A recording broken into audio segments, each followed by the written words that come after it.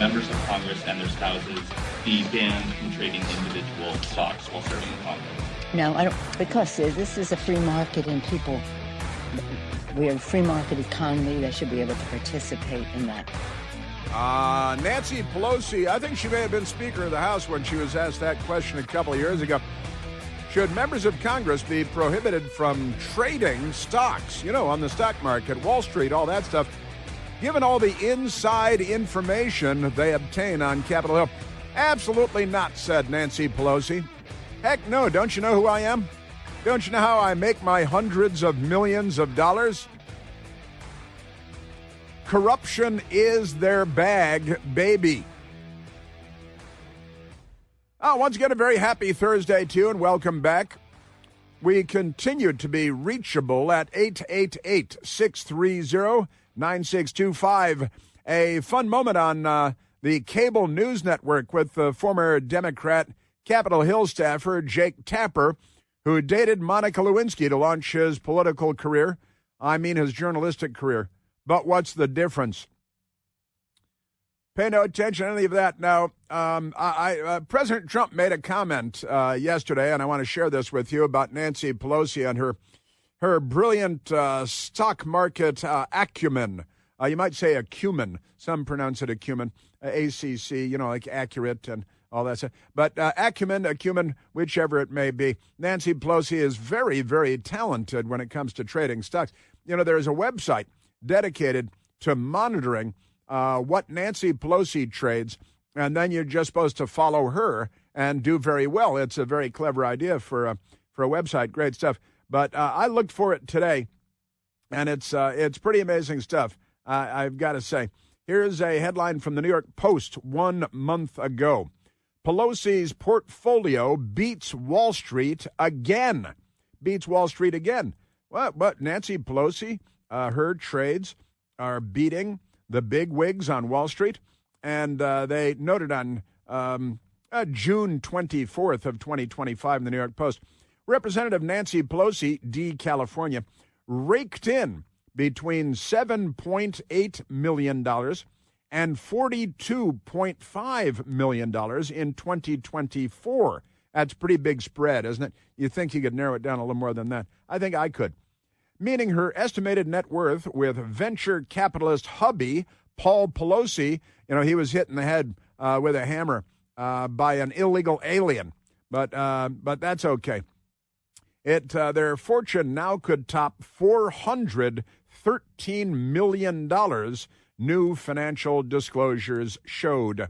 The staggering sum is an eye-popping jump compared to 2023, when the financial disclosures that they released then showed the couple's net worth topping out at a possible $370 million. Now it is $413 million. That's $43 million plus. And where do they make all that? Well, they're just real good at the stock market. Real good. Boy, are they good at it. And Yahoo Finance from January 8th of 2025, Nancy Pelosi outperformed nearly every hedge fund. Because the hedge funds are, they're the smartest people in manipulating Wall Street and scoring big for their billionaire clients and stuff. But Nancy Pelosi's purchases on Wall Street outperformed nearly every hedge fund in 2024, beating even the infamous inverse Kramer stock tracker. Isn't that great? That's very good for her, because she's very talented.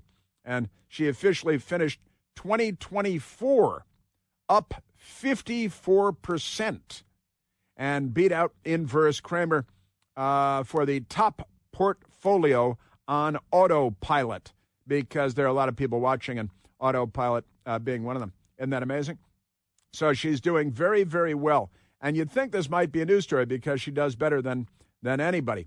The Economic Times had the story June 24th. Nancy Pelosi outperforms major hedge funds. And not the head fund. That's her husband. My mind slipped back to her husband being hit in the head with a hammer by an illegal alien. But never mind that. Nancy Pelosi outperforms major hedge funds. That's pretty good. Not everybody can do that. I've got a brother-in-law that does day trading and stuff. probably not as good, and he's very good, but probably not as good as Nancy Pelosi. Nancy Pelosi outperforms major hedge funds with jaw-dropping gains in 2024, leaves Wall Street pros in the dust. And isn't it good to be a Democrat? Now, I mentioned earlier that President Trump made mention of this. He commented yesterday on Nancy Pelosi's skill and acumen when it comes to trading on Wall Street, and this is what President Trump said yesterday. You know, Nancy Pelosi became rich by having inside information. She made a fortune with her husband, and I think that's disgraceful. What I do think is Nancy Pelosi should be investigated because she has the highest return of anybody practically in the history of Wall Street, save a few. How did that happen? It happened by she knows exactly what's going to happen, what's going to be announced. She buys stock, and then the stock goes out. She buys stock, and then the stock goes out. How does she do that? How does she beat the hedge funds? These people, they're smart. This is what they do for a living. This is not what she does for a living. How does she beat them all like a gong? Like a gong, I tell you, which is a reference to China. Is that a reference to China? Is bang the gong? Get it on? President Trump said that yesterday. And then Nancy Pelosi, she was invited to be on with her friends at CNN and with Jake Tapper, who, of course, worked for a Democrat member of Congress whose son married Chelsea Clinton and whose husband went to prison for being a corrupt member of Congress because they're Democrats. None of this really matters because, there's no accountability for Democrats. But the headline from the radical left-wing extremist propaganda arm at the Huffington Post of the Democrat Party, the headline is ridiculous, in quotation marks. Nancy Pelosi hits back at CNN's Jake Tapper over insider trading ask. Now, let me go to this because Nancy Pelosi was invited by her good, close personal friends who hot tubbed together at CNN and went on with Jake Tapper, a former Democrat Hill staffer whose journalistic career launched because he dated Monica Lewinsky. And what can you tell about that? Never mind. The Jake Tapper show yesterday, Nancy Pelosi on, and Jake Tapper decided to ask one because President Trump had just said, what about Nancy Pelosi's amazing Wall Street skills? And so he asked one question and then no follow-ups. And Nancy Pelosi told him, don't ask me that. I'm not going to answer that.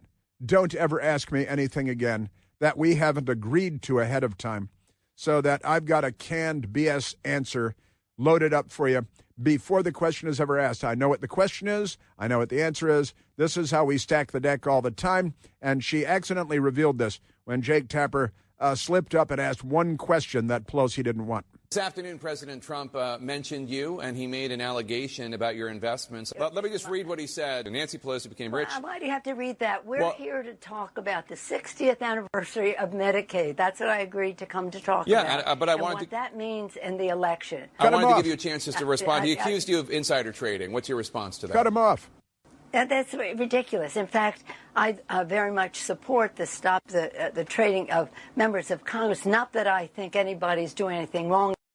Not that I think that anybody's doing anything. Now, this is where Jake Tapper is supposed to say, well, it is remarkable that your investments beat all the hedge funds on Wall Street and beat Wall Street itself. How is it that year after year, with all the inside information you get on Capitol Hill, your performance on Wall Street, so to speak, is more stellar than the most brilliant minds in New York City that manage hedge funds for billionaires everywhere, and you do better than them? See, that's what Jake Tapper's natural, obvious follow-up question would be. Did he ask it?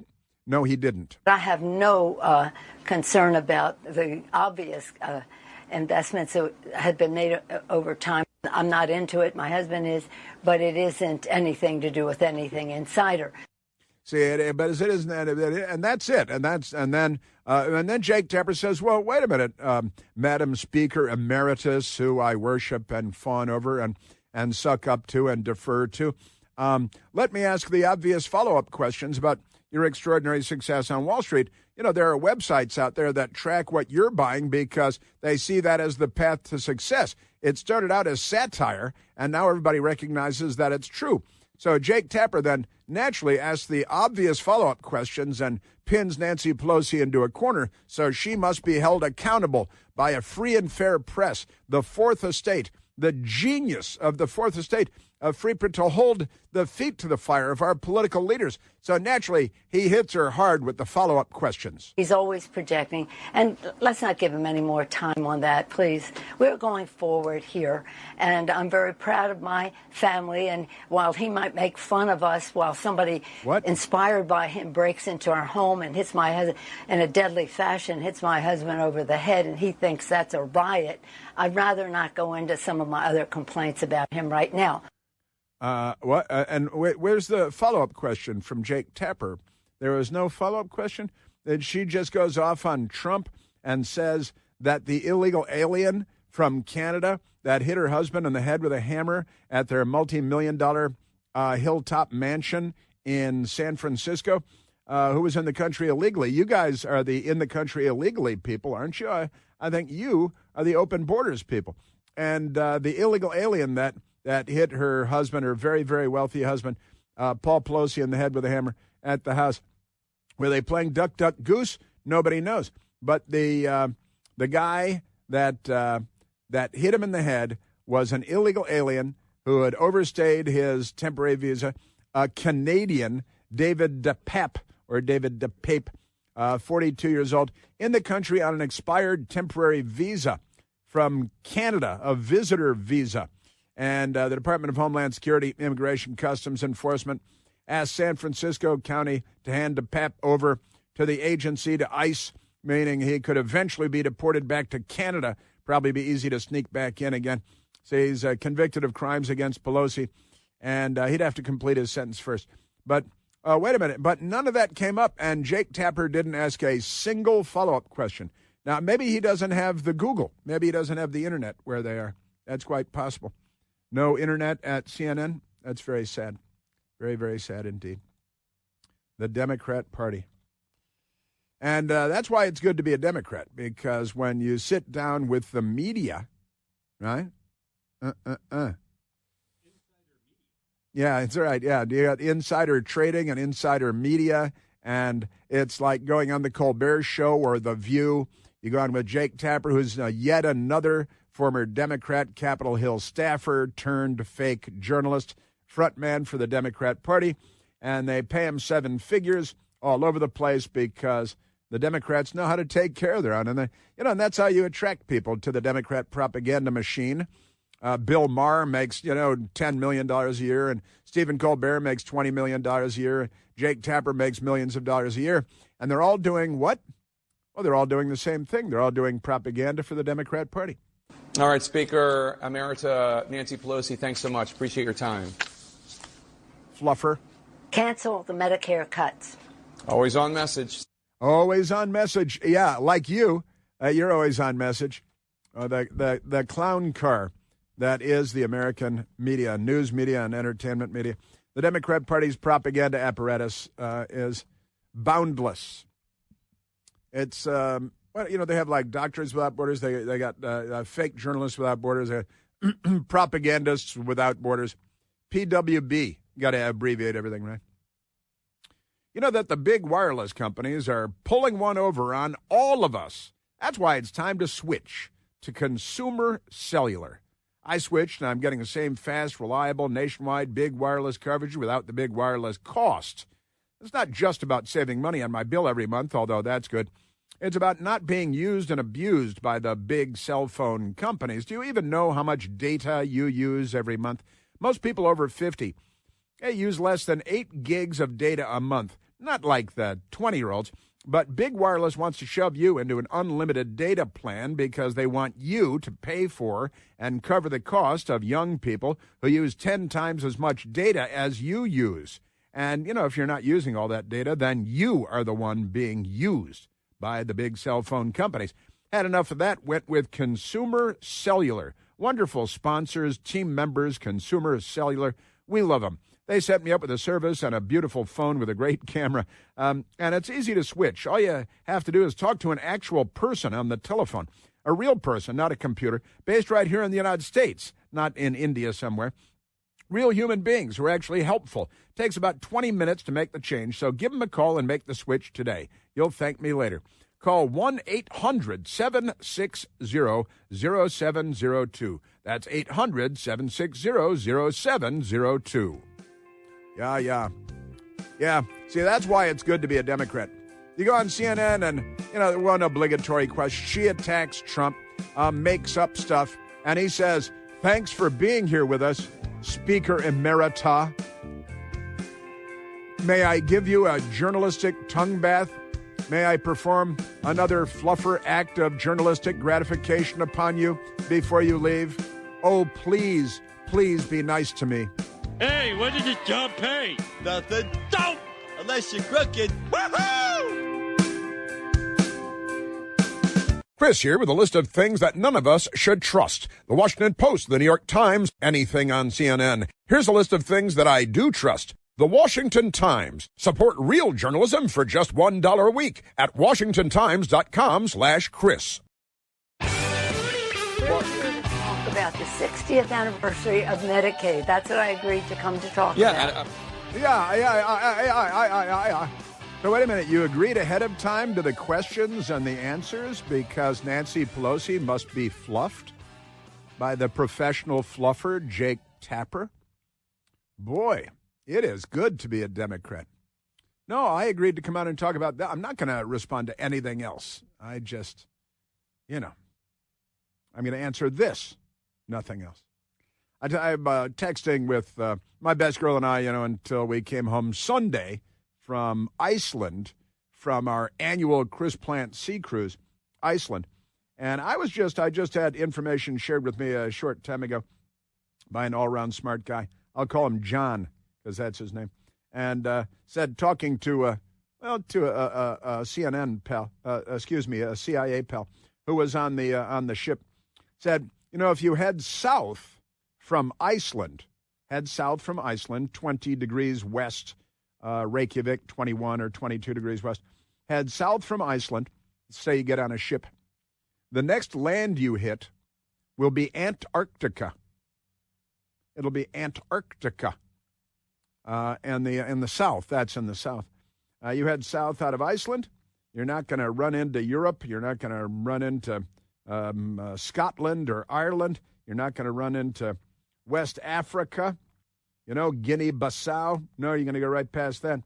There are no islands to crash into until you get to Antarctica. Isn't that amazing? Wah, wah, wah. More than 70 degrees south. Antarctica is the only land directly south of Iceland. I didn't even know that until it was pointed out, and I went and I checked my Google Earth, and sure enough, it's true. It's an amazing tool that I have fun with Google Earth every day. I like it. I like the planet, Earth.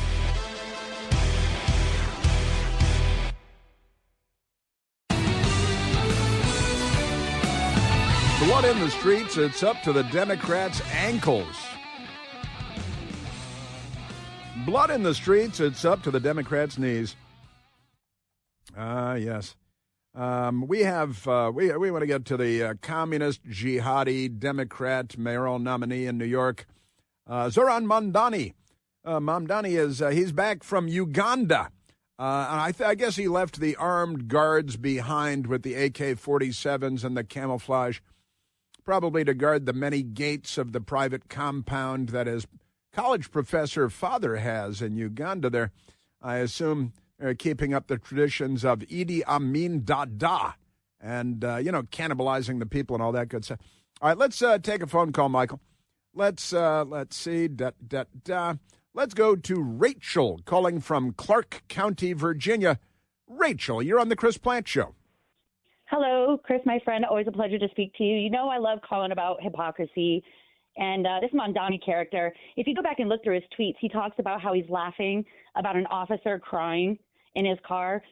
He talks about defunding the police, but then we have a tragedy, and all of a sudden he's propping up this police officer, but yet he doesn't mention the fact that he's an officer. and just uses him as a political tool. It's just, again, it's always hypocrisy with these people. And the police officer, a Muslim with a very Islamic name, and that makes it extra easy for Mamdani, who is anti-Western and not one of the good guys, bad guy altogether. You're, of course, right, Rachel, about Zoran Mamdani. And he's using the murder of a police officer the other day for his political gain, because that's what Democrats do. That's who Democrats are. And this guy is a real piece of work, and he's doing great. In fact, you know, you mentioned a couple of things here, and I came armed with a bunch of this today, Rachel, just in case you called in, so I'd be able to respond, because his Twitter name is Zoran Kwame Mamdani, and he's got the whole thing like Barack Hussein Obama. And the tweets, the Mamdani is now claiming falsely that he's not anti-police and he's not for defunding police. And because when you're a Democrat, you can just lie about whatever you said yesterday, lie about it today, and the news media will applaud, and they'll say, oh, he never said that. He never, but we have it all here in front of us, don't we, Rachel? We all have it in front of us. You know why? Because of Al Gore and his amazing internet. That's the thing about upon him. Peace be upon him. That's exactly right. PBUH. It just goes to show that it is all for show. He was trying to be cool and trendy with the defund the police talk rhetoric, and now that he actually thinks he has a shot, he has to change that all around. So now he's propping up this gentleman who served and he says his name, like you said, over and over and over again, but never mentions the fact that he was an officer and talks about his service. It's just, again, it's just all for show, and it just shows. They talk about, he had so many wonderful ideas. No, they're not. They're the same ideas that the other person had. It's just redundant. Oh, boom! There, the NSA just cut you off. I saw that happen. There was a Democrat in the machine there somewhere. Rachel, thank you for the call. And let me get to what you're talking about here, because I grabbed this CNN headline today. Mamdani confronts his past calls to defund police after an officer's death in New York. And very specifically, the unit that responded to this mass shooting in New York, he called for that unit to be defunded and eliminated. Zoran Mamdani spent the last hour of his wedding celebration in Uganda, CNN types on his behalf, huddled remotely with his team. He has a team to huddle with in Uganda. After learning of New York's deadliest mass shooting of the last 25 years. And I saw that and I said, wait a minute. This 4 people murdered, the deadliest mass shooting of the last 25 years in New York. And I figured CNN is lying or getting it wrong in the first sentence of their big story, where they're here to defend Mamdani, the jihadi Islamist, genocidal anti-Semite, anti-American, anti-capitalist communist, because, when you're a communist all the way, from your first cigarette to your last dying day, and the media will be there to fluff you all the while. Now, I went and looked, because they said it's the deadliest mass shooting in the last 25 years. So I went and I found the Fox News headline, New York City violence, 8 killed during 4th of July weekend. Yeah, but not all in one mass shooting, you see, so that makes all the difference. That was in 2020, 8 killed on the 4th of July weekend. But the media will say, well, that's not the same. And I went and I got this one, too, from 2021. New York City weekend bloodshed leaves 31 people shot, 6 killed. Welcome to the city of violence.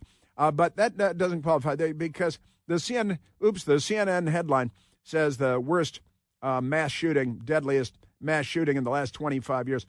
He returned this week to the biggest political test he's faced since pulling off a stunning victory in the June 24th Democratic primary. Listen to the fluff language. Listen to this, the glowing terminology that they use.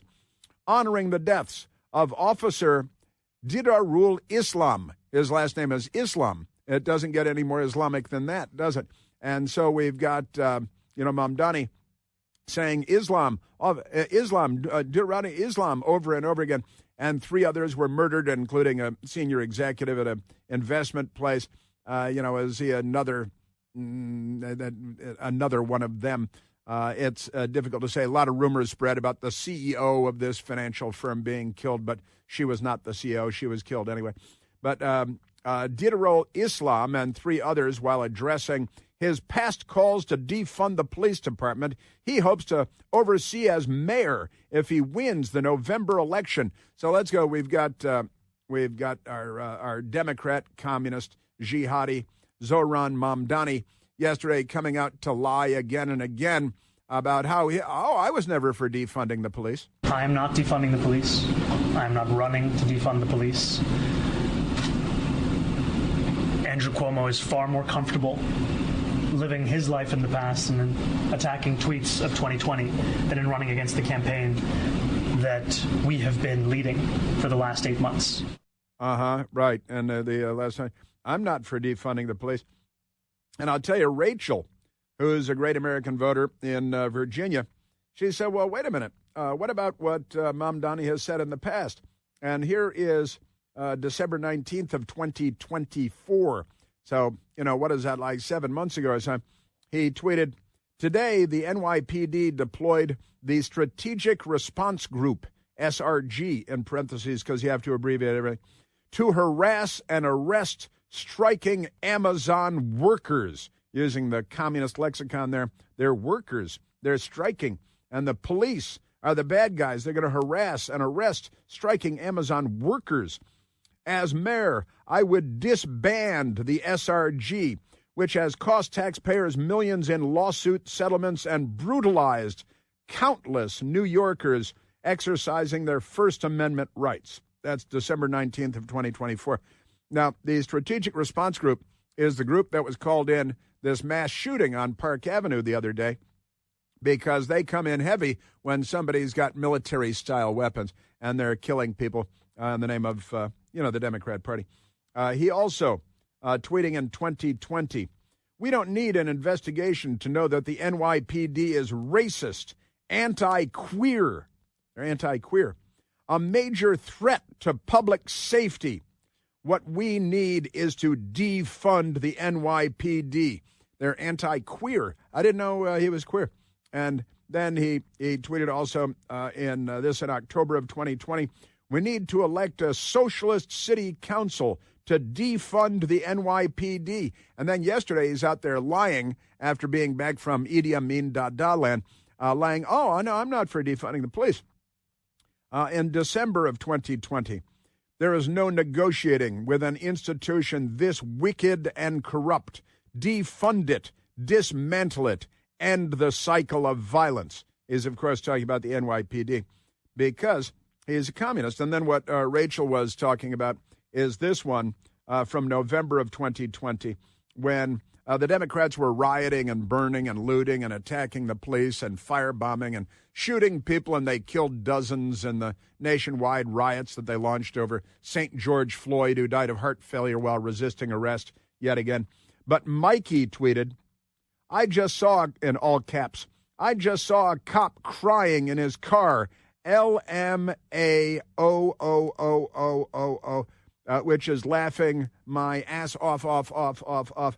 Right? And so a guy says, I just saw a cop crying in his car, laughing my ass off.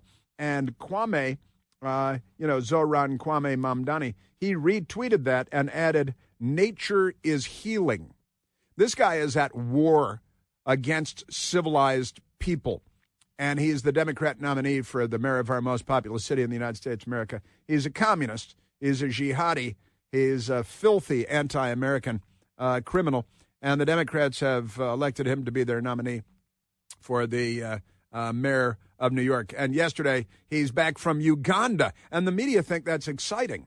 You should go there and be eaten by just amazing stuff. And here's Zohran Kwame Mamdani. Creating that. Public safety that offers... Oops, that was the wrong button, I think. Here's Zohran Kwame Mamdani. Over the course of this race, I've been very clear about my view of public safety and the critical role that police have in creating that. No, you haven't. public safety that officers are tasked with delivering. That's a lie. While we ask them to respond to nearly every failure of the social safety net. And the vision that we've put forward in this campaign, despite what others may say, is not to defund the police. It is, in fact, to allow those officers to respond to these serious crimes that many of them signed up to address. The guy, I mean, that is just, I just shared with you I just saw a cop crying in his car, laughing my ass off. Nature is healing, says Kwame. And we don't need an investigation of the NYPD is racist, anti-queer, and a threat to public safety. And did anybody ask him, any of these fake reporters who are too stupid to hold a pen to a pad, did anybody say, well, wait a minute, you tweeted that the NYPD is racist, anti-queer, and a major threat to public safety, and you want to fund them? Because that would be the natural answer if you were in journalism. But if you're not in journalism, you would just perform an act of journalistic gratification upon him and move on. Like CNN is doing here, because CNN's story, Mom Donnie confronts his past calls to defund the police, and then they just go with his new quotes, CNN quoting him. I'm not defunding the police. I'm not running to defund the police. Really? But CNN doesn't say, but here are all the things that he said. He described himself as a candidate who's not fixed in time, one that learns and one that leads. And part of that means admitting I have grown. He's grown like a cancerous tumor on the rumpus of the Democrat Party. Do you wish you hadn't said some of those things a few years back? My statements in 2020 were ones made amidst a frustration that many New Yorkers held at the murder of George Floyd. New York. And the inability Minneapolis to deliver on what Eric Adams, of all people, described as the right for all of us to be able to enjoy safety and justice, that we need not choose between the two. You know how many black people have died of murder in the United States at the hands of other black people since George Floyd died of cardiac failure while resisting arrest? Do you have any idea? The numbers are absolutely astonishing. Approximately 10,000 per year. Nearly 50% of the homicides in the country, even though 14% of the population. Maybe that should be considered a crisis. Because what year was, it'd be like 40,000 black people have been murdered in the United States since George Floyd died of cardiac failure while resisting arrest after committing yet another felony while robbing a legal immigrant to the United States who was working hard and running a neighborhood store, while George Floyd, the hero of the Democrat Party, was robbing him by passing off counterfeit $20 bills and then resisting arrest. And his bloodstream coursing with fentanyl and methamphetamine when he died of cardiac failure, according to the coroner's report. If they'd found him at home in his Barcalounger, they'd just say it was a drug overdose, and his heart stopped. But the Democrat Party, they sent the police officer to prison for, 20 years to life or something, where he was stabbed 22 times by a Democrat in prison and nearly murdered, and the Democrat Party applauded that on social media. Hey, I want to talk to you about living a better digital life. You know, the digital world. With one of our newest partners, and we love our partners, WebRoot. I chose WebRoot.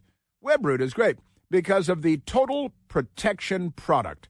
WebRoot's all-in-one package offers plan options for individuals and for families, allowing to coverage up to 5 devices or up to 10 devices with a family package.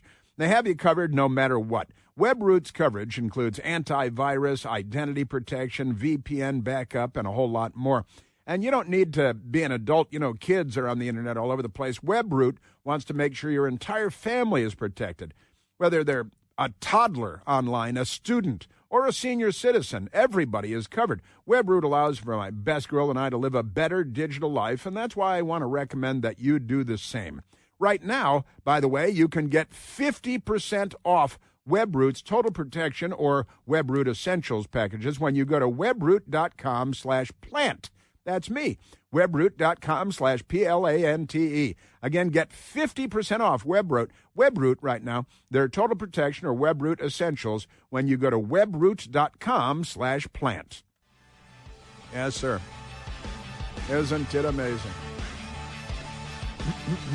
Yeah, they care very deeply about George Floyd. You know, the 40,000 murdered since then. Shrug. You know, it's the old Joseph Stalin saying. One death is a tragedy. 1 million deaths are a statistic. The Democratic Party lives by that.